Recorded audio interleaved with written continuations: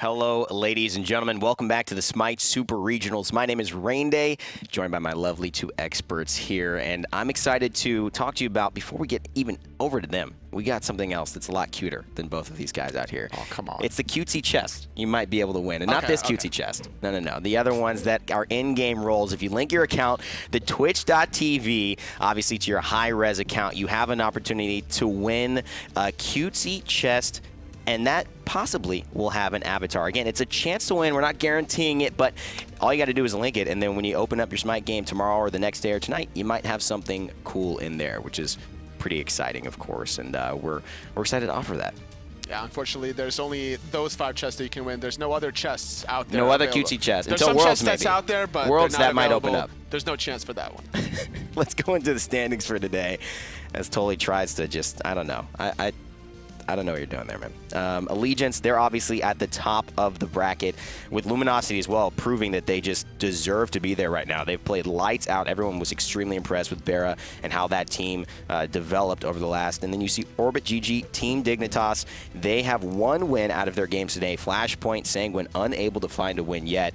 It's going to be Orbit's chance to move into the 2-win category here. And of course, Allegiance has the chance to push themselves above the pack again and make it 3 for 3 today. Very important match for both of these two teams. Obviously, with Allegiance beating both Dignitas and Flashpoint earlier on, they're riding off of that momentum with Orbit. Unfortunately, they did beat Sanguine, but they lost to Luminosity in a very epic match. So I'm expecting a lot of early aggression yet again from Allegiance. You could just never really pinpoint where some of their picks are going. Yeah, I think Allegiance definitely have deep god pulls. Weekend in particular, you don't know what he's going to play from game to game. He could play Athena, he could play Odin, he could play Ratatosker, Nem, whatever. Just give him something and he'll play it, that's for sure.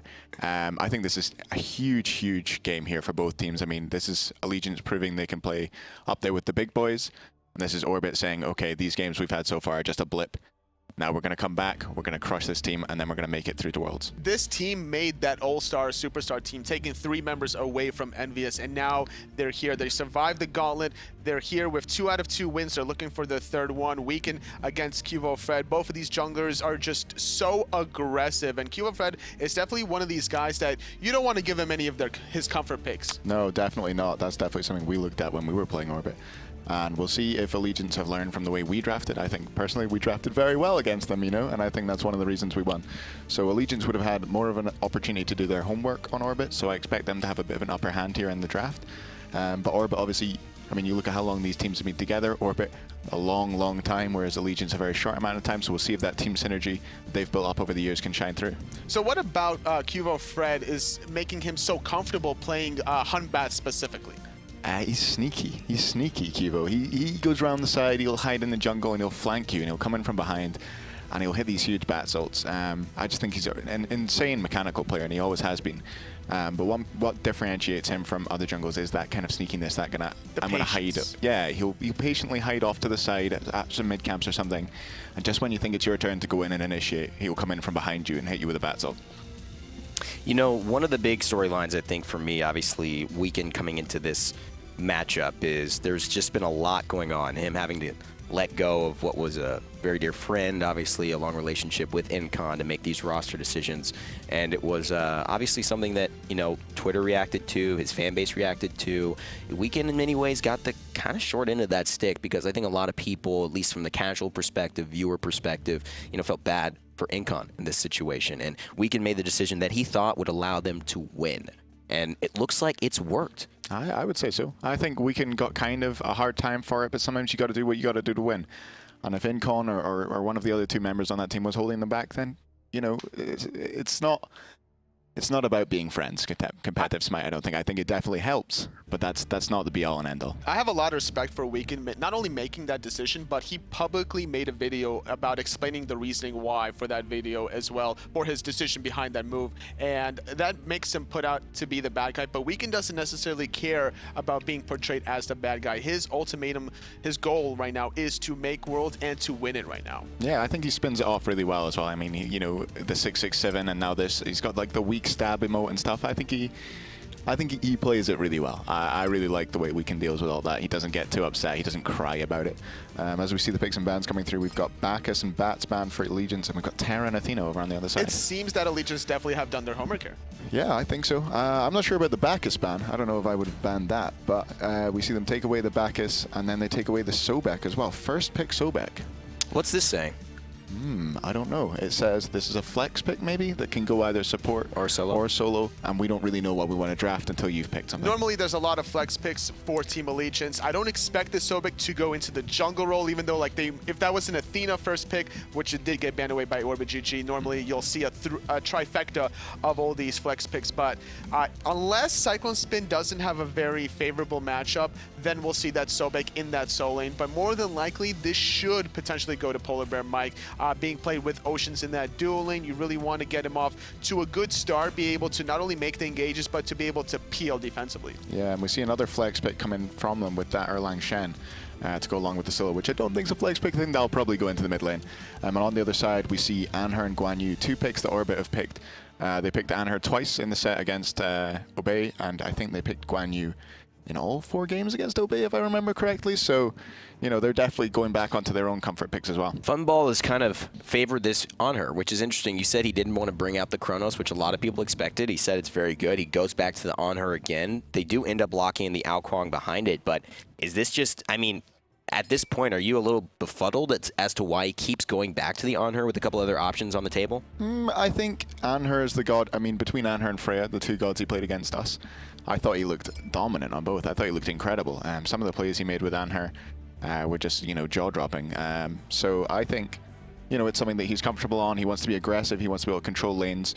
And yeah, he can definitely do that on Anhur. And that's also a flex pick because Lawbster could potentially play this in the mid lane. Now that they have the Kuang in the jungle role, normally you're used to seeing Kuang jungle and then a physical hunter. You know, Anhur is a little bit better than Izanami mid. Yeah, I love Anhur mid. I think it's legit. We've seen a bit of Izanami. You know, it's 1-1, lost 1. Yeah, it can't be that bad. But also the Neath is still open here, so Lawbster might take that Neath into the mid lane. If he fancies running that back. So we do see the Nemesis and Serket taken away, and Weekend used to play some Serket himself, and so that will not be on the board, assuming that he has not been picked for and won't be running with an Erlang Shen jungle. Giannis Kepri, that is off the board by Allegiance as well, and so now the next picking phase is going to determine a lot. Obviously, Poseidon is something It's frisky to pick it this that early. we saw Lawbster go with, and he's going to lock that in. So the Poseidon, I mean, Odin's still on the table here. Totally, what is this? So there's 2 reasons behind the Poseidon pick right now, because they didn't need to pick their mage pick since Allegiance already is guaranteed to play Scylla on MLC stealth. Now the reasoning is they want to hold off their last pick to get the counter matchup in that solo lane, because Guan Yu could be played for Trixtank. It's not necessarily guaranteed to be played on Xaliea, and that's something that you have to be careful about because you're up against CycloneSpin. He's one of these players that always wants to get the winning matchup. Yeah, so if he picks something here that they feel is very strong against Guan, I think they definitely will flex that over into the sport role. Trix more than comfortable on that god. It's interesting to see the Poseidon come back again. This is what, the 4th time that Lawbster's picked up that Poseidon now this tournament. So we'll see how that works out. We see a Bastet locked in for Weekend in the jungle. So that means that Erlang will be going support, or the Sobek will be going support, and the other one will be going to the other place. I'm not entirely sure on which ones they'll prefer here. Cyclone could also play this Bastet if the matchup favors it. We'll see what this last pick is for Orbit. He's been known to play Assassins. He's played Bastet before. He's played a Willish before in the solo lane. He'll play anything, even Naja, if given the opportunity to. And if that's going to be Bastet in the solo lane, then you can't really leave the lane because one wave unchecked is going to be resulting in a dead tower because the kitties are going to come out. They're going to be able to absolutely melt that tower. There's one more pick here available. They've got a few seconds left. Time is ticking, and Cabrakan will be selected, and that more than likely is going where? I would say it's probably going support. We've seen Trix play it already. He's definitely strong on that. Trix and Cuvo both love Cabrakan, I think, and I think that one's going support, and it's going to be Guan in the solo lane. I think it might be Cabrakan in the solo lane because this is something that Xaliea has been playing a lot before. You have a lot of protection and damage mitigation with your passive. You can clear the way fairly effectively, and now that also forces a Sobek in that solo lane because if he's against Erlang, Shen, or Bastet, they can't really stop the Tremors otherwise. Yeah, but at the same time, I would say I wouldn't want to pick Guan into the duo lane here because you're going to be against a Hou Yi, and I think a Sobek. I'm not entirely sure.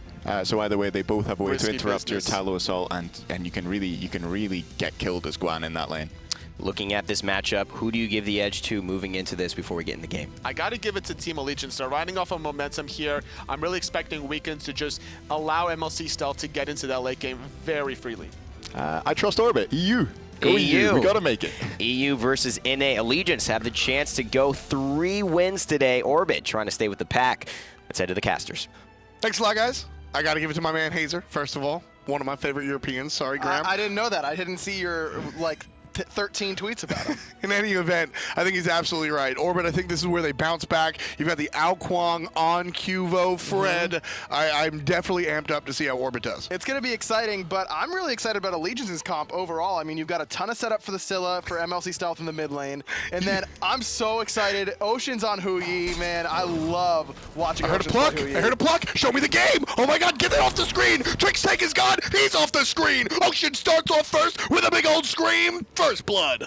So, judging by the radio broadcast that we just heard, he got plucked out of position when Trixtank was looking to ward, and then Ocean's able to find it. And that makes it even easier for Oceans to play aggressively in this duo lane, and that's the matchup that I'm really excited about here. Funball versus Oceans. They both like to hold forward on their keypads and just go at you. That's how you start a game, man. Getting me right in the mood. Unfortunately for Orbit, they're not feeling too hot about that one. But yeah, Oceans gets the kill. That's going to be gnarly. Oh, so, man. You heard Barracuda talk in his interview about how, to him, Orbit seems to have still not gotten over their loss to Obey. They're still trying to work through that. They still aren't, you know, as excited, and it's still in their minds. And to give yourself a first blood deficit like that early on could only play into that more. Yeah, you know what? Why don't we take a look without anything on the screen? We'll roll it back and see the first blood right away as players are clearing out their camps. PolarBearMike gonna start up the red. Here it is. Oceans and the crew just sort of walking. Nothing really crazy. Trixtank just in the wrong hood. Oh my goodness, here comes a Sobek!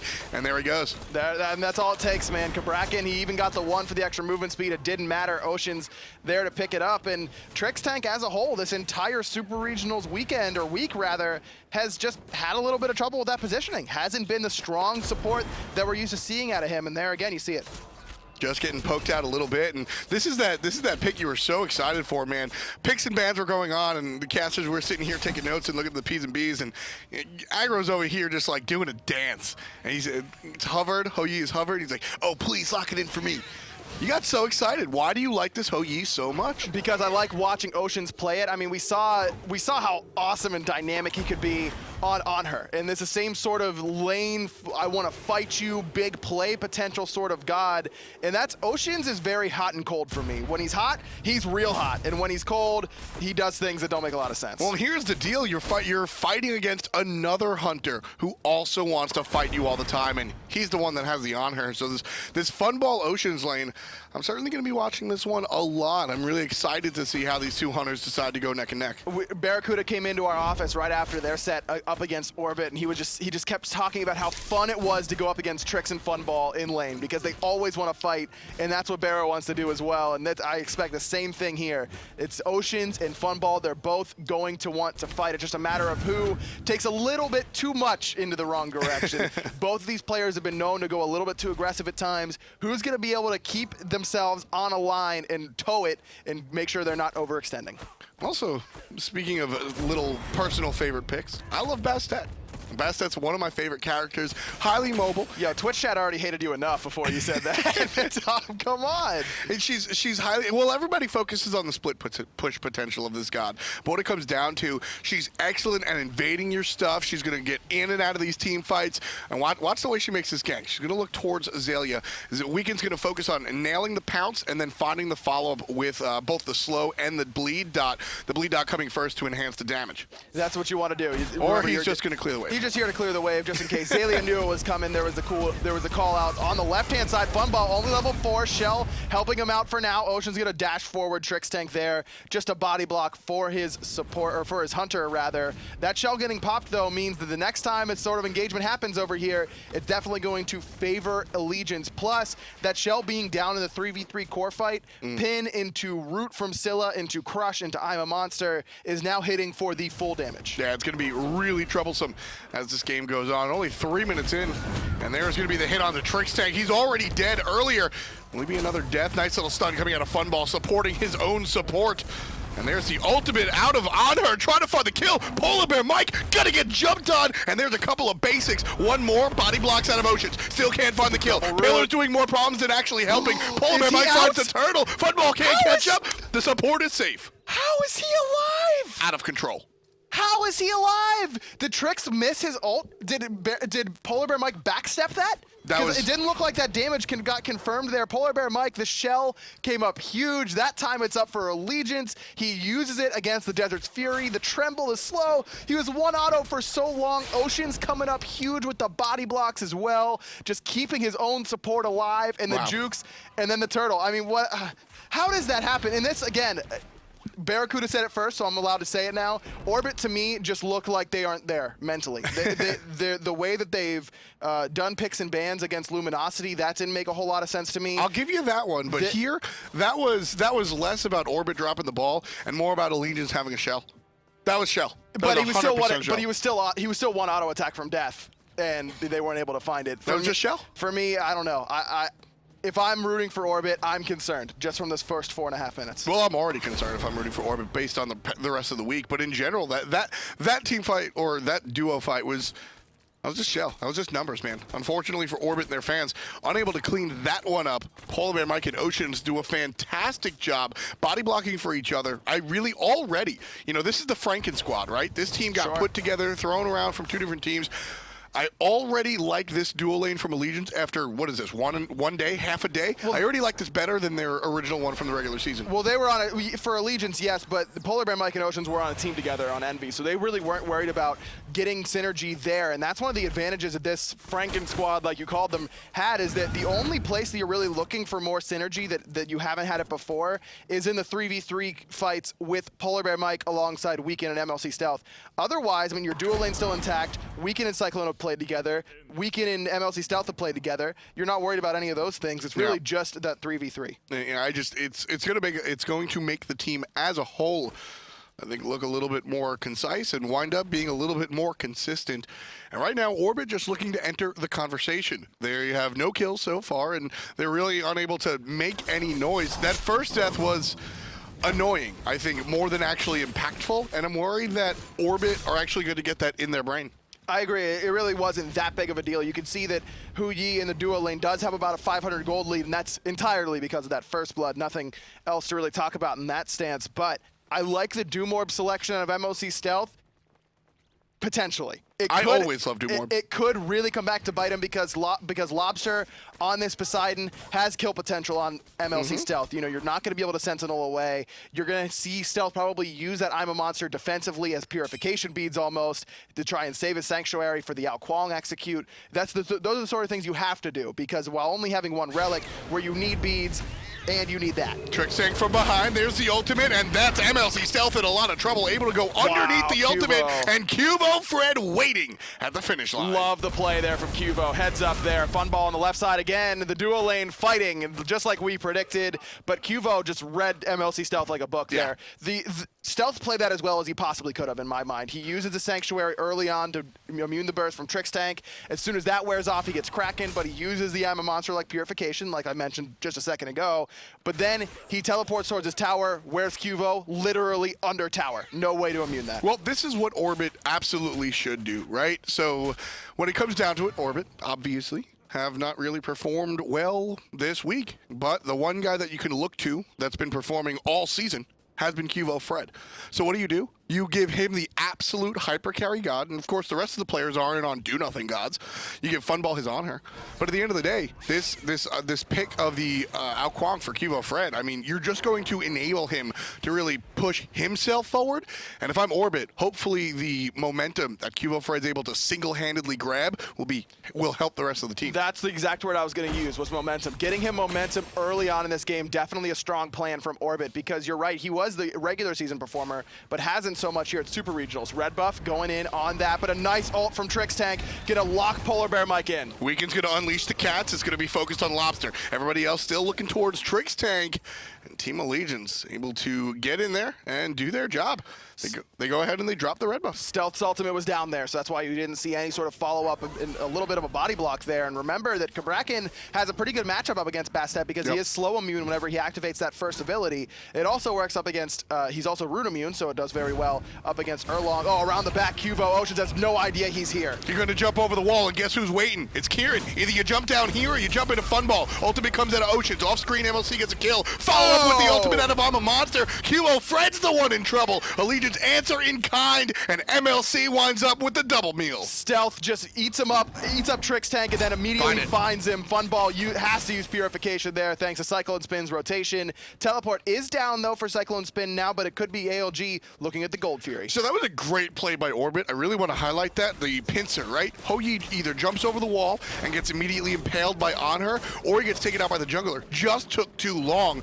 Right now, Allegiance 25% on the Gold Fury. There's the Whirlpool. ALG still get it, no problem. Funball tries to help out with the ultimate. Not a big deal there. Oceans, however, in a big problem. Xaliea makes the rotation, single-handedly takes out the carry. But that's the only death right now for that Gold Fury, and Funball taking a ton of damage there from MLC Stealth. He doesn't even have pen boots done yet, and he's chunking Funball for about a third of his HP with Crush. Do more with Doomorb. That's what it's all about, dude. Is that the tagline? Do more with Doomorb? That's how you sell it. I like it. Oh, man, absolutely. You actually sell it when you hover over it in the item store. There's a button. It's red. It's a little bit underneath. It says sell in real big letters. How do you sell your co-caster? Good luck with that. That's the question I want to know. You know, I got to cast with Hindu Ant today. Yeah, and then you come to this. And they downgrade me to the pun master extraordinaire. How you doing? I'm fair to decent. Almost 10 minutes on the clock. Team Allegiance winning by a kill. And as far as the gold is concerned, also in that department, just barely over 1,000 gold. So things going their way from minute -1. They were able to get a sneaky little first blood while we were still transitioning into game. How much has that actually translated into the game? Honestly, I think you can take one of their kills away here and look at the game in that regard because it really didn't impact anything, and Orbit has been active. They very much have been, and that going back to that play for Oceans, like you mentioned, the pincer maneuver from Orbit was definitely well thought out, but Oceans did the best thing that he could in that scenario. He knows his team is coming underneath. He knows Trixtank's also coming underneath. He trusts his team to be there, and instead of leaping out, he keeps Cuvo in the Bourse. He lands down right away, knowing that he still had Purification available. He wasn't worried about getting executed necessarily, so he just drops the ult and locks Cuvo in there, letting MLC Stealth get a free ultimate on him, basically, and they were able to turn around from the double kill again. Oceans, like I mentioned, very hot, very cold. He could be on either hand, really. For a lot of Group D, in my opinion, he was on the pretty cold end. So far, this week, though, he's been pretty hot. See, Oceans for me, look at that. Oceans is my Rookie of the Year. We don't actually do those superlatives. But if you ask this guy, Oceans is my Rookie of the Year. I think he was on an unfortunate squad that had an unfortunate story during the regular season, and here he's trying to turn it around at the last minute of the season, and I think it's possible. And in any event, you know, Oceans right here, he's kind of a quieter guy, both in person and online, right? You don't really hear him too much, but at the end of the day, I think Oceans is one of these characters that is going to have a bright future. I agree with you 100%. You're right. He's a rookie, and we're talking about him this much already. Definitely a very bright future, especially paired up with PolarBearMike. This is his support of choice. Whenever Envy was getting formed, Oceans hand-selected PolarBearMike. And I think if these two stick together, they could have a really bright future together. Well, that's been my conversation about PBM for a while. You know, I really liked when PolarBearMike joined up with Zapman and everybody on Eager. And I was a little bit disappointed when he didn't go to the Randozos. I think that there's something to learn from being on a lower-end team, and I think he's learned it here. QvoFred gonna try and learn MLC something, but he's not gonna learn nothing as he dashes away. There you see just the unbelievable potential between Pin and Sikkim. I mean, there wasn't even a crush available there, and Lawbster's half health. That's the sort of potency that you could have with Erlang Shen support. Just easy setup for your team. And because of that potency, look at the pressure. Team Allegiance are allowed to walk into Orbit's jungle as if it's their own. No worry about anything. They know that the Poseidon is back to base, so they obviously have the numbers advantage. And if anybody actually wants to bang, you're gonna have Oceans come out here and drop the Suns. There's a lot of poke available for Allegiance. The problem is in the later stages of the game that Xaliea is going to rotate in, and that conviction heal is going to make a big difference in terms of healing up that amount of poke. But they also have that full commit potential with the I'm a Monster from Scylla, you know, the extra damage that you're getting from the Mark from Huyi as well. Again, a second time. This time, Lawbster's not even back to base, and PolarBearMike's going to have the audacity to walk into Orbit's place like he owns the business. Problem is, this time around, Xaliea shows up, just throws the tallow for a quick second, and everybody from Allegiance backs out. But just having the gall to walk in there, I mean, that's the type of pressure that Allegiance has already exerted this game. Trixtank in a bad spot now. I have a Monster coming out, but the slow immunity is going to help him out. Sanctuary Force thanks to the Kraken, but Trixtank's still in trouble. He's down to 10% HP, but his friends have helped zone out. PolarBearMike now helping his own teammates. Weakened in trouble, low HP, brought back up, brought back down. Xaliea gets credit. There's the Whirlpool coming out from the Poseidon. No big Kraken just yet. More chasing Allegiance than looking for the kill. It's 3-3. Just not quite enough damage there for Weekend on the Bastet. He's got his Jotun's Wrath completed, but looks like he's going to be working on a Brawler's Beat Stick next. Heals coming in big already. It isn't even the late game scenario. Xaliea rotates over for his second time in the game and makes a big impact, saving Trix. And we talked about it earlier. Cabrakan up against Scylla and up against Bastet. That first ability is going to come in big, handy, and it did right there. Got him out of I'm a Monster with no problem. Weekend right there, kind of showing his inexperience on the Bastet, I think. Had Bastet been, let's say, that third item finished, if that third item is finished for Bastet, Weekend has the amount of damage that he expects to have in that team fight. But because he's just not there yet, he's just not able to provide what he thinks he's able to bring. I know Weekend was not a huge fan of Bastet for a long time, and to be perfectly honest, to me, it just seems like after what happened to him, courtesy of DJ Pernicus in their group stage, he's like, all right, Bastet's pretty good. Which I don't have a problem with, right? No, neither do I. You gotta respect Bastet, especially because, like I said, when people talk Bastet, everybody always focuses on the cheese or the split push or whatever you want to call it. But at the end of the day, she's fine as a straight assassin. She's great as a straight assassin. And DJ showed everybody. They had a couple of games on Bastet that featured 0 split push. And now other people are taking note. I like it. I don't hate it. But like I said, Weekend probably a little unfamiliar with the numbers there. And that's, but Bastet is not your one-size-fits-all assassin by any stretch of the imagination. It's also not, you know, necessarily top of the tier. I agree with you that it totally can work in the jungle, but it's really more of a personal pick in my mind. For me, Bastet, the downside to Bastet is lack of CC. Sure. And when you have a solo Sobek, PolarBearMike on the Erlang, and even MLC gets brought into that conversation on the Scylla with Sikkim, I'm okay with having a jungler with a little CC. I agree with you. This is a composition where Bastet can work. Absolutely. Plus, you've got the ability to win a 4-on-4 fight with their composition, or a 4-on-5 even, with the reset potential from I'm a Monster, which opens up split push potential for Weekend. That's another big reason why Bastet works in this composition. You want your 4v5 or 4v4 to be strong whenever you're picking Bastet, just in case you do need the split push option. At the end of the day, all that matters is MLC is on his Scylla.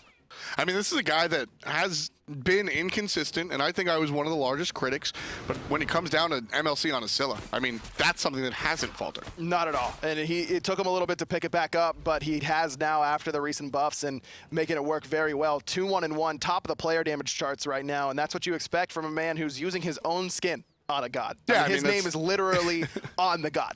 Yeah, it's out of this world. You know, that's the skin that he earned during his team COG as they won the World Championship so long ago. This is, when you win the World Championship, essentially they put a character in the game. You see Epsolon for Emilido. Here, it was all about the Scylla. PolarBearMike looking at Lawbster, but he's able to use that extra movement speed thanks to his second ability, Trident, to get out of danger. World coverage overall favors Orbit, but on the actual Gold Fury, it's only Allegiance with Vision. No Sentry Wards available for Orbit either, so that's sticking until someone backs. Well, Lawbster instead looking for these mid camps, and look how much respect you have to give to that crush. Here comes the Whirlpool, and it's all in. The suns come down, great taunt coming out, and there's going to be the Kraken knocking everybody from Allegiance out of the picture. Weekend able to jump forward, though. Oceans and Funball having a 1v1 on the left side. I'm a Monster looking for Funball, looking for Cubo now, able to use Water Illusion to get out of danger. MLC, unfortunately, going to be off the mark there. Funball running away from Cyclone. CycloneSpin going to turn around, look towards Xaliea, who's tanky, level 17 on that Guan Yu. So not too much damage coming out there. We're going to see the Gold Fury started up by Team Allegiance while Qvo's in the background stealing their pigs. I don't know if Cuvo knows it's happening. Now he does. He's going to be looking at MLC Stealth. Mark going to keep him revealed to Oceans here. It's level 5 by now, so he's going to know exactly where Cuvo is. Hot play. Blink going to get him out of danger for now. Ricochet? Oceans looking for it, not going to be able to find it there. I thought he might have gotten the stun. That would have been pretty hot. That would have been. But coulda, shoulda, woulda. Not going to show up this time. Another reason that we're seeing Bastet in this matchup in particular, we were talking about that earlier, but you like to have gods with dots up against how Kuang. It reveals him out of his stealth, and Bastet is one of the premier dot gods in the entire game. Your second ability is really known for the dot, basically. That's what you know Bastet for, is cats and being able to jump back and the dot. Yeah, I mean, it's one of my favorite counters to Giannis, believe it or not. He walks through a wall, but he's still got Razor Whip on him. It's a wonderful way to work, and Bastet certainly not yet making an impact, to be honest with you here. 0, 1, and 3, not a character that you want to see high assists on. You hear me specifically all the time talk about how I don't mind when my characters have assists, but we're usually talking about characters like Thor. We're talking characters that can control. Bastet is the guy that actually wants to find the kills. In some ways, yes, but in others, because that option to split push is there and you don't have to be that big damage-oriented person, you know, you can be 0-4 as Bastet and then split push down a tower. I mean, ask anyone who plays ranks, that'll happen to you. You're bodying the enemy jungler Bastet, and then she's still there to take your structures. It's not, Bastet is not a one-dimensional character in that sort of sense. Exactly. So there is a couple of options there. Team Allegiance right now all tied up with OrbitGG. Orbit hasn't had the same success that Allegiance has down here in the group stages, but we've seen a lot of excitement come out of Orbit already, which I think this matchup, whether it's the team, gods, or otherwise, has already been more favorable to Orbit. And even though we're talking about how Orbit hasn't looked like themselves, they're only 1-1 in the group stage. You know, they've only dropped one game, and that was to a Luminosity team that has started to look really, really solid. The problem is before the group stages, they lost horrendously to Obey. That is true, and that's why I think that a lot of teams are questioning their confidence level right now, because Obey is a team that they had really just owned for a long time, and then Obey comes here and completely flips the script on them. Well, I mean, that's the thing. The storyline for Obey just hasn't stopped, right? A lot of times we see these Cinderella stories come, and then as soon as postseason hits, it's like, all right, you guys are at land, the big boys are here to clean up. But Hunger for More started 0 and 8 million. Realistically, it was 0 and 7. And from there, they just went up and up and up and up. And that was so many splits ago. Now it's the fall split. Now they have a big name sponsor in Obey Alliance. They're able to keep going. Postseason comes. They're going to Worlds. No problem. They've got a superstar in the solo lane. I mean, the Hunger for More Obey Alliance story is just continuing. Whereas Orbit's, on the other hand, their whole story was that this season was something different.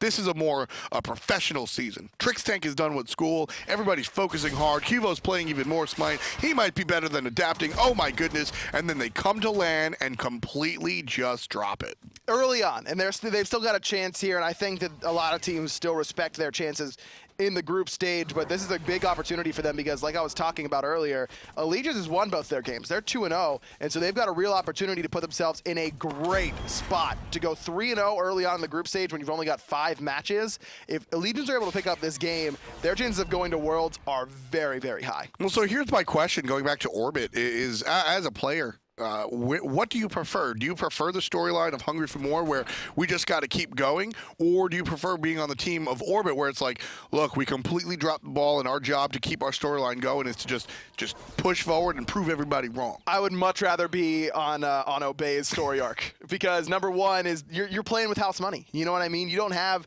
that pressure on you. You can just do whatever you want. Plus, you're already qualified to Worlds, and it's only going to get better from here. You know what I mean? Whereas on a team like Orbit, I've been on teams that feel like we underachieve, and that's never a good feeling. You just end up putting pressure on yourself. And right now, certainly, Orbit are in that position. But like I said, I think this game's, Xaliea takes the bait. Team Elite is not ready to commit to that Gold Fury so hard, and you see the rotation out of the teleport on the solo laner. While Cyclone still has his up, that's going to be a big part of perhaps the next play in the next couple of minutes. The good news is for Orbit is that split push Sobek is not going to do a whole lot for you. He's not going to really be swinging on that tower, even though he's got a giant axe. It doesn't do a whole lot of damage to those towers. So you can see, even though he has the opportunity to get some extra tower damage, he'd much rather farm his buffs up on time and allow himself to just stay in that lane a little bit longer. But moving forward in these next few waves, I fully expect Cyclone to just stay firmly planted, because you're right, he does have the opportunity to teleport to the left side of the map immediately, whereas Xaliea has already used his. But looking at the second relics, I love the selection from Xaliea, using that sprint to try and get out of the multiple slows that you see from Allegiance, as well as that curse picked up by CycloneSpin. Curse can be absolutely devastating whenever you don't have a sprint to counteract it, and on the side of Orbit, they actually have 2. So even if you're using 1 to disengage, engage, you're still able to save 1 for that curse. Yeah, the sprint is so important, and something that you see high-level Scyllas do is they'll drop the crush and they won't immediately pop it all the time, especially in the nonsense that is a team fight. When everybody's grouped up around this Gold Fury, they'll drop it, and if one player's in it, he might not pop it. He'll let 2 more players come in, walk through it. That crush is going to be so obnoxious, going to own the zone. You get slowed a little bit, plus all the other things that are attached to the ability, and that slow is also a little bit more impactful than I think most people think. It's about the slow and the protection debuff that you get. That's the big one, is that whenever you max out crush, you're taking away protections from the enemy. So as if the ability didn't hit hard enough, you're also taking protections away, which makes it hit even harder. And this is where MLC Stealth, remember, Scylla's passive is that she gets extra magical power for each ability that is completed leveling up. All 5, right? Or all 4. You get all 5 points in all 4 abilities. You're getting a ton of extra magical damage. So once Stealth hits 19, he gets a power spike, and another one at 20. Well, right now, Stealth, he's got one of them. Level 19, dashes underneath the wall to find himself under the tower. Orbit, however, don't really respect the lines of the tower. Gonna go right there. QvoFred blinks out. Trixtank gets knocked up. PolarBearMike leading the charge. There's a big hit onto the support. Caps come down. Ultimate out of mid laner will miss, but Trixtank, PolarBearMike can catch up. That's a big if. Not gonna be the case. Huge impale there from Funball. Keeps his support alive. Another ADC peeling for the support. Yep. But if the call is the full commit there, MLC Stealth has to full commit. It was just hesitation. Hesitation is the big one there from Stealth. I'm a Monster came out too late. Trix was stuck there. PolarBearMike and the rest of his friends going to start up Gold Fury. Funball forces the reset with a nice impale one more time. CycloneSpin makes the teleport, though, right behind them. Funball has to use Purification. Xaliea up on the horse. PBM's in a bad spot right now. Nowhere to go. Funball gets the kill. So much damage out of the Guan Yu ultimate, and Funball just ties the cherry together with the ultimate. Love how that one worked out. Oceans is gone. Qvo on the back end does exactly what he's supposed to do. Finds the kill, being sneaky. That's what Kuang. Late game Kuang, man, always has that potential to turn around a team fight instantly. It looked like it was going well for Allegiance, but they used so much. They used Cats, they used I'm a Monster, they used Sunbreaker, they used all these ultimates to try and kill Trix. Trix gets out, and then they try and force the Gold Fury. And that right there, Orbit, this is a scary situation if you're Team Allegiance, or check your schedule. If you're anybody that's got to face Orbit, you see Funball has been the one guy. The team has been just gone. They just haven't been there. And Funball's been the one guy saying, no, let's do it. You give out Kuang to your top tier jungler, and you'll give Funball whatever the hell he wants. And you let these 2 guys carry the team. We use momentum-based team all the time. Orbit is the one that you find next to the definition. You saw Funball down at the bottom of your screen, screaming after that Gold Fury went down. This is what this team needs. They need a breath of fresh air. They need the wind in their sails, and they're going to be able to find some wins later on. Their late game composition is absolutely nasty. I mean, Poseidon usually thought of as an early game god, but in the late game, his potential is for zone control is very, very high. He's got the Gem of Isolation completed. Lawbster's job is to make life difficult for Allegiance. You don't see a single sprint on the side of Allegiance, so that Gem of Isolation is going to come in big with those whirlpools. Kraken will be here and there, but it's really about that zone control. He kind of turns into like a semi-Kukulkan almost in the late game, very similar to Kukulkan. But then you've got Xaliea in the late game with these conviction heals. There's no sustain for Allegiance, so it's difficult for them to deal with that. And then, of course, late game Kuang. QvoFred, 2-1-2 right now. And Funball, even though despite being that mid-game god, has on Anhur, every time he's played Anhur, he's really showed up the most in the mid to late game. It's really been towards the end of the game that we've seen the impact from Funball. He's just so comfortable. It's using those pillars defensively that's the big thing for him. And that's the thing is we look at Anhur as this mid-game, early-game hunter, mainly because his passive doesn't scale, and also because of the fact that he lanes so well, right? That laning phase is over, and then the passive is number capped, so it is what it is. But when it comes down to it, late game, the ultimate being CC immune allows him to be in more dangerous positions than some of the other hunters. Obviously, I'll take a jump any day of the week, especially if it knocks you away as well. Impale plus an ultimate late game will just kill you. Anhur has a lot of self-peel. Impale, one of the best self-peel abilities in the game. Knocks you back, stuns you if you hit a wall. It can be really, really potent. And then Shifting Sands in the late game, that is a really, really strong slow that you have to get around. And again, no sprints for Team Allegiance mean that you are standing in that Shifting Sands. Especially, I think I was talking to Ataraxia, and he was talking to us about Poseidon and what he thought about the pick for Lawbster. Of course, Lawbster played it twice in their set up against Obey, and he was like, the most I ever felt from Poseidon was whenever I was hit by Shifting Sands and Whirlpool.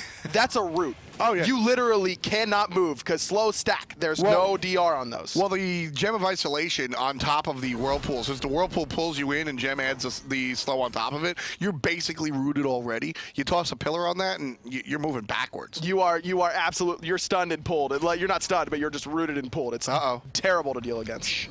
You looking for the gank? Weekend's going to show up, though. Everybody knows all about this. Ocean's under the tower. Trixtank is just going to chase Weekend back to the fountain. Look at that. Trixtank just chases Weekend out of the picture so Qvo can steal the buff. Ocean's not going to be able to defend this tier 1 tower. No reason to. It's only 500 gold. No reason to even try and defend it. Give it up to Orbit. You see CycloneSpin on the way. He does have teleport available if he needs to get there in a hurry. But Orbit sieging up this tier 2 tower on left. Team Allegiance going to wrap around from the back. Orbit very confidently pushing into tier 2. Oceans finds a mark. Look at that slow. He just can't get it. Now, granted, he's S-keying, but still, he can't get out of there. Can't get out of it, man. That slow's super potent. Pythag's piece picked up by Lawbster. Anyone who listens to me ever knows I love it, man. I love it. Why are you laughing, Tom? It makes so much sense here. No, it makes total sense. Before you're giving 60 power to your team for free. I was looking before we were looking at the build. I saw the boots, I saw the gem, I saw the shard, the shard item, and I saw the tier 2 Bancrofts, and I was just like, I looked at my watch. I said, how long is it going to take for him to mention? Because Al Kuang's in the jungle. It's a wonderful pick. Plus, you got the Cabrakan who's going to deal relevant damage. It's going to be excellent. The Pythax piece, and I wanted to mention it, but that's your jam. Thank you, man. I appreciate it. That's your jam. Here, right here. Yeah, right there. Fist bump. There it is. Plus, CDR and Poseidon, not the most efficient stat because you really want to be still 100 zeroing people with your Whirlpool Kraken combination, but getting that extra power again, providing it to your team, plus a 10% CDR, again, in the late game, Poseidon, zone control character, the more Whirlpools you have, the more zone control you have. For me, it's also the other side. Bancroft's passive actually got changed because one of the worst things when it comes late game is that passive is all well and good, but as the mage, you're either alive or you're dead. There really is no gray area with your HP bar. You never really see a mage with yellow or red. He's either green or he's just out of the game. So when it comes down to it, Poseidon is one of the best examples of a god that's not going to accidentally get out of a team fight. You can portal with Giannis after getting poked out, right? You can Agni Dash after getting smoked in the face. But when it comes down to it, if Poseidon gets jumped on, Poseidon is dead. So the passive out of Bancroft Talon isn't even going to be relevant. I agree with you. You can crack in your feet, but that's about it. Gold Fury started up here for Allegiance. Lawbster knows, but there's a lot of damage going into this objective. I don't know if Orbit's going to be able to get in here in time to contest. Trixtank just holds forward and goes in. This is problematic. Gold Fury gets taken. OrbitGG are the ones taking it away. Allegiance just hand them the Gold Fury. But Funball isn't here. Very surprised to see Allegiance play so passively. Sprint pop, PolarBearMike, nowhere to go. Taunts in, Trixtank crush, doing a decent amount of damage. Team fight still going on. Let's listen to Orbit. Sobek behind. Reset. You have TPs out. Sobek says. Reset. I'm back. I have two boys. Yeah, back. I didn't hit my ult. Thank you for gold. You're so kind. Yeah, so kind. Fucking hell, I can't believe I missed all. Oh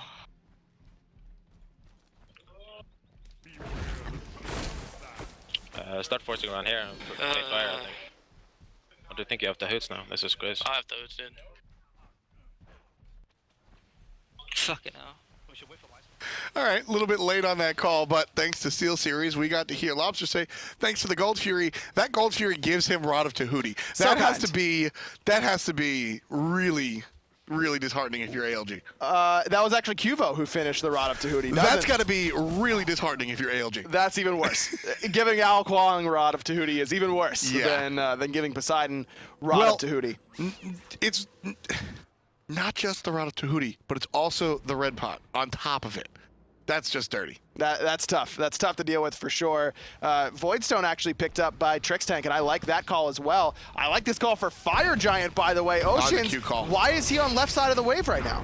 I can tell you right now, there's the ultimate. PolarBearMike getting in trouble. Orbit just still going in. PolarBearMike, we'll see you later. 3 ultimates down to pick off the support, though, so this could be a fight for ALG that if they find some wombo combos, they could make it happen. Trixtank doesn't have either of his defensive relics up and available to him at this time, but all the defensive ones for the carries are up. Yeah, I mean, look at the right side of your screen. All of the ultimates are down for Orbit. Meanwhile, Legions have everything available. That's right. Tons of ultimates, like I mentioned. CycloneSpin around the backside. Trixtank trying to cut him off, but doesn't have that ult. Again, he used it on PBM. That's why we see the tower push instead of the fire giant. Orbit just don't have the tools for if Legions come knocking at the door. So Orbit will look for the easier objective and still not complete it. CycloneSpin looks, but he goes a little bit too far. Xaliea gets offended, goes deep, and tries to get the stun. Ultimate chased out of the Sobek, and that's going to be enough.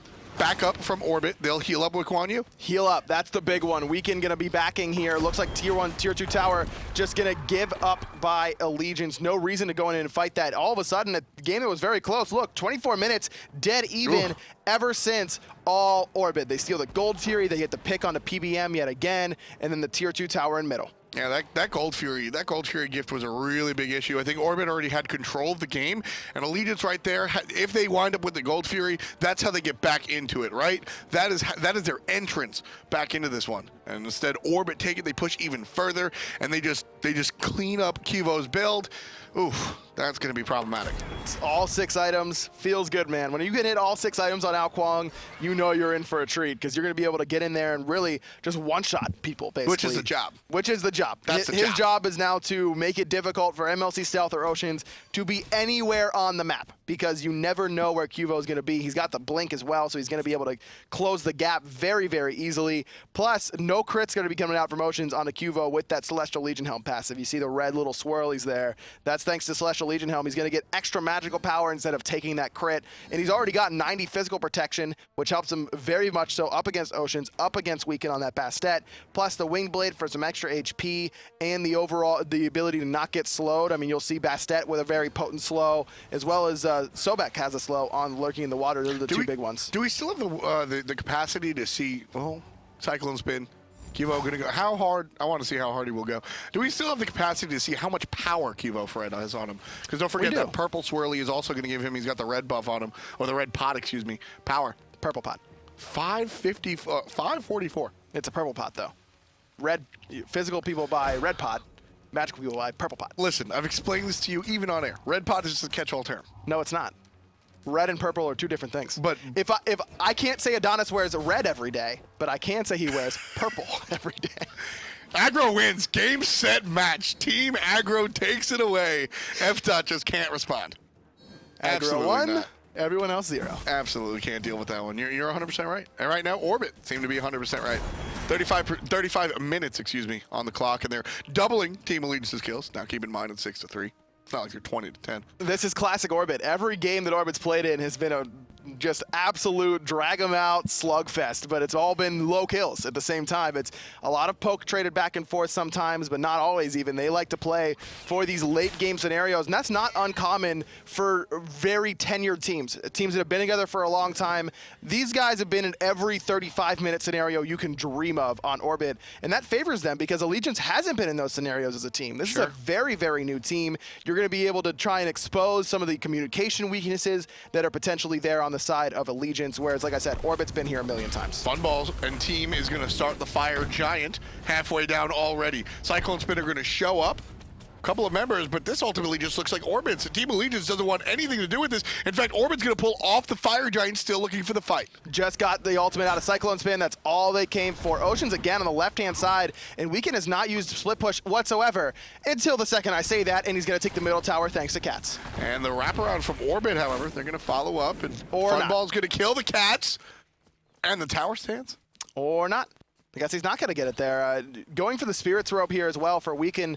Pretty good up against this lineup for Orbit. It's really there to stop the burst off of Cabrakan setup, basically. But I'm kind of surprised to not see a Wingblade. Wingblade seems to be a little bit more cost-effective, though he is getting CDR from the Spirit's Robe, so I understand the pickup from that aspect for sure. Right side, Orbit's going to pressure on the tower. Bunch of the team still lagging in the jungle. PolarBearMike here trying to provide help for Trixtank. There's the ultimate completely gone. Lawbster off the mark there, but PolarBearMike still in trouble. Has to find a way out. Post got both relics from Funball. PolarBearMike, Trixtank, the first one to fall. Oceans able to clean him up. CycloneSpin wants to keep the chase going. Sprint pop for Lawbster. Again, no sprint, but he still finds the pluck. Xaliea one more time gets stuck. stuck. There's a nice little up-down coming out from the ultimate to find the stun. MLC looking for the kill. Won't find it. Not enough damage. Oceans, however, just enough. The Goomba Stomp takes down the solo laner. Oh, hey, Bastet split pushing on the left-hand side. But not a tower, just kills on minions. I mean, there was a tower there. Okay. I'm pretty sure there was one at least. But again, it's 4v5. Your fight with this composition is very, very strong, and you see it there. Bastet getting the towers. Qvo here not giving up the Fire Giant quite yet. Getting low. He does have Purification still, so he has potential to make plays. MLC Stealth just taking a ton of damage. QvoFred, however, got the mark. Everybody knows where the invisible Kuang goes. Not going to be able to get out of here. Going to walk into the tower. Likely going to find his death that way. And there it is. He did his job. No, he that's exactly prevented Allegiance from getting Fire Giant. It's a tactical suicide, and that's absolutely the right decision from QvoFred. You cannot afford to give 5 members of Allegiance Fire Giant for free there. Now Weekend still on this left-hand side. No mana now, and he doesn't have teleport either, so he's not going to be able to get back to this fight quickly. And there's a flip one more time onto Funball. He's going to be able to jump around. Still looking for the damage. There's a taunt on a PolarBearMike. There's a Kraken. That one certainly hit. CycloneSpin below half HP. Going to serve up Funball. Beautiful impale, but PBM still finishes. Cyclone low. No follow-up from Orbit. Cyclone has literally 5 HP. Very, very close. Xaliea could catch Oceans. Lazy backing. Can't find it in time. Oh, no, he did find it in time. Force the Sanctuary. Oceans going to be able to jump over the wall, but that's fine. You're willing to trade out your ult, even if you didn't need to use the ult to stop to get the Purification, rather. That is absolutely a win. Oceans, just no reason to be backing there. Just back it up a little bit more, buddy. Either way, impressive comeback coming out from Allegiance. They tie up the kill 6-6 here and just about tie up the game. Usually when we talk about tie games, it's literally tied, but here in the late game, almost 40 minutes on the clock, being down 2,000 gold is virtually irrelevant. Completely irrelevant, I would say. I mean, you see Red Pot being popped for Weekend, so everyone's full build, basically. PolarBearMike still needs an item slot. Trixtank still working on his 6th as well, but you're not really worried about any sort of gold or experience at this point. And PolarBearMike has finally gotten tanky enough to not insta-die to the CC chain. And I love the amount of magical protection he's gone for here. He needs it up against this lineup. Going from defensive to offensive, how do you feel about the Crusher on Anhur? Pen. That's all it's there for. I've got no problem with it. By the way, Allegiance just got the Fire Giant instantly, basically. Trixtank, nowhere to go. Blocked back by CycloneSpin. Oceans dashes forward to get the kill. No chance of getting out for Trixtank. 5 members with Fire Giant, and now they're looking at the right-hand tower. Weekend looks like he's going to try and split push middle here, I'm guessing? No, he's going to go back to base. He's, I think he's worried about the split push from QvoFred. QvoFred can, even though he's not a physical god, that's usually the gods you think of when it comes to split pushing.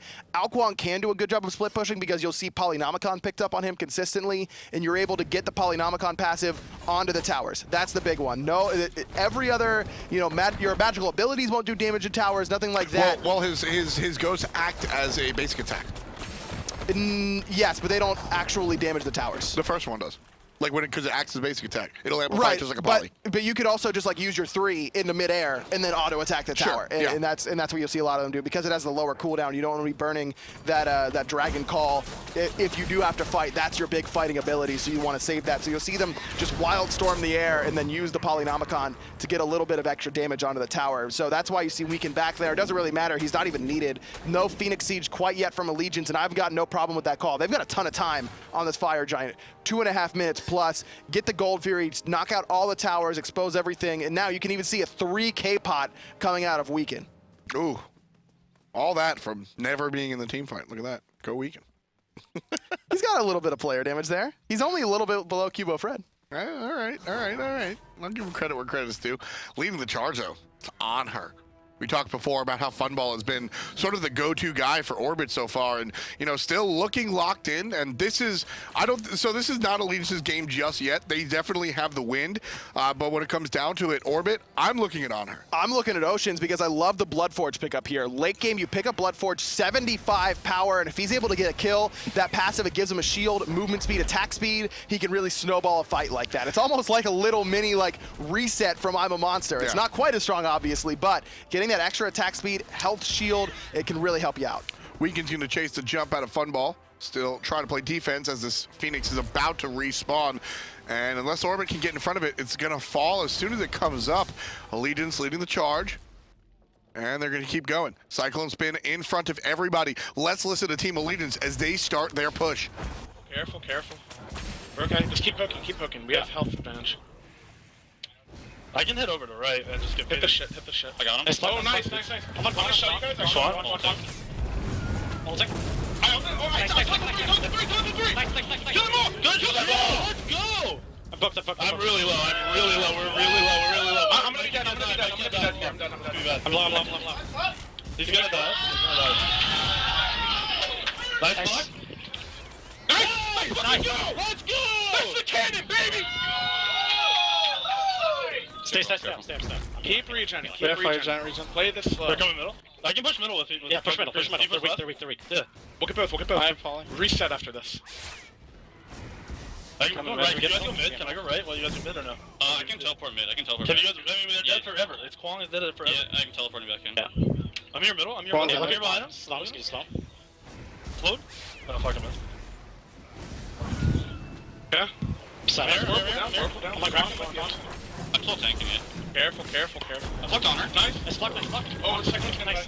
He's dead. Nice. Let's go, bitch. Let's fucking go. Thank you. End the game. End the fucking game. Nice. End this game. Free. EU sucks, baby. Let's go. Let's fucking go.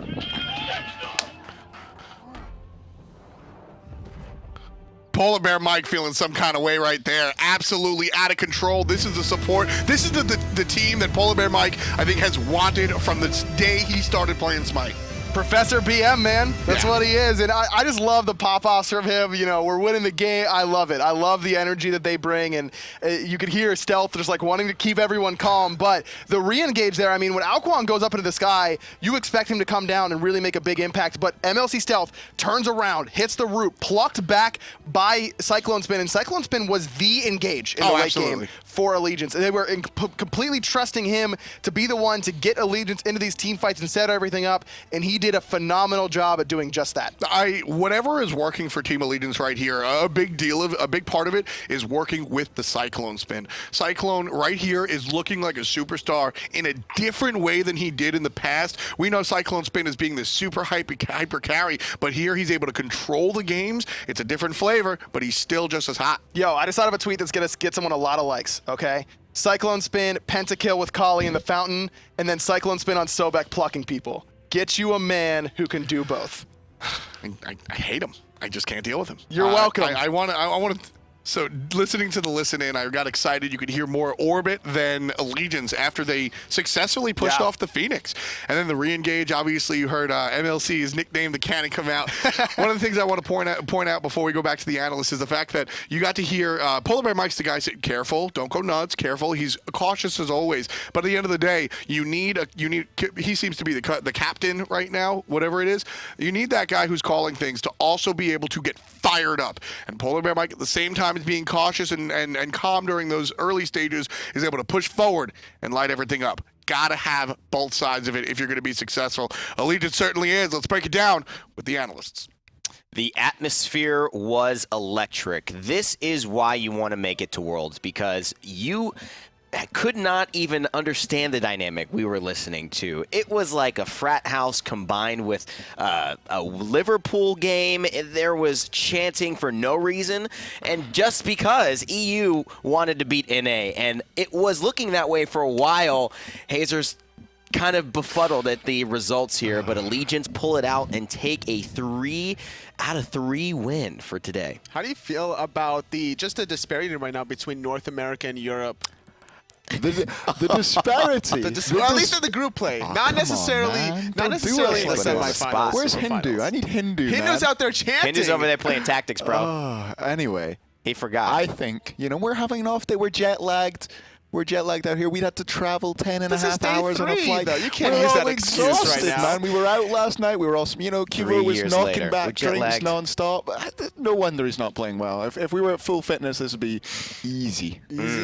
Well, not so easy, unfortunately, for Orbit. They lose their second game today, unfortunately, and that's going to put them only at 1 point out of 3. So they have to win these next 2 games tomorrow if they want to remain in contention to get their spot into Worlds.